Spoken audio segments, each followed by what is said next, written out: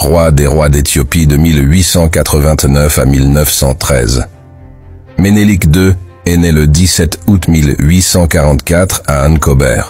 Héritier du Négus du Shewa, Ménélik est fait prisonnier et est emmené à l'âge de 12 ans à la forteresse de Magdala, où il grandit à la cour de Théodros II. Il s'enfuit à 21 ans pour retourner dans son royaume natal, où il est couronné Négus l'année suivante. À la suite du décès de Théodros II, en 1868, Ménélik décide d'entreprendre une longue marche vers le trône impérial. Il refuse ainsi de reconnaître le Négus Négeste Tekle-Giorgis II comme légitime et s'attelle à renverser son successeur Johannes IV, mais celui-ci le contraint à se soumettre en 1878. Limité au contrôle du Shewa, Ménélik agrandit son royaume et crée une véritable force armée moderne, capable de soutenir ses projets impériaux. Il noue des contacts avec des Européens afin d'importer un matériel militaire performant, une supériorité technologique facilitant les premières campagnes lancées en 1879. 10 années lui suffisent pour repousser les limites du Shewa aussi loin que l'Arsi, le Kaffa, le pays Welaïta et la ville de Harer. Il remporte notamment les batailles de Mbabo et Tchelenko.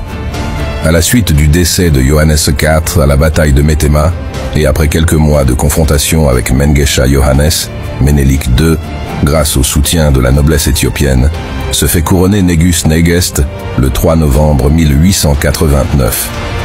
Pendant le début de son règne, il poursuit les campagnes d'expansion territoriale qui ne prennent fin qu'en 1900.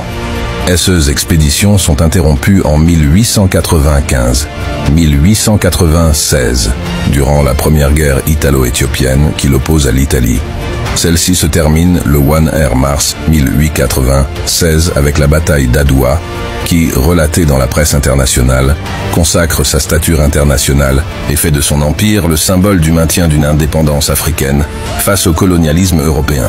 Le 1er mars 1896, les Éthiopiens répondent à l'appel de leur empereur, ou Négus Ménélik II.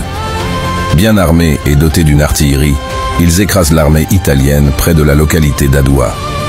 L'Italie sort humiliée de cette aventure coloniale, entamée 15 ans plus tôt. En 1909, Ménélik II est frappé par une grave maladie et se retrouve hors état de gouverner. Le pouvoir passe progressivement entre les mains de son épouse, Taitu Betul.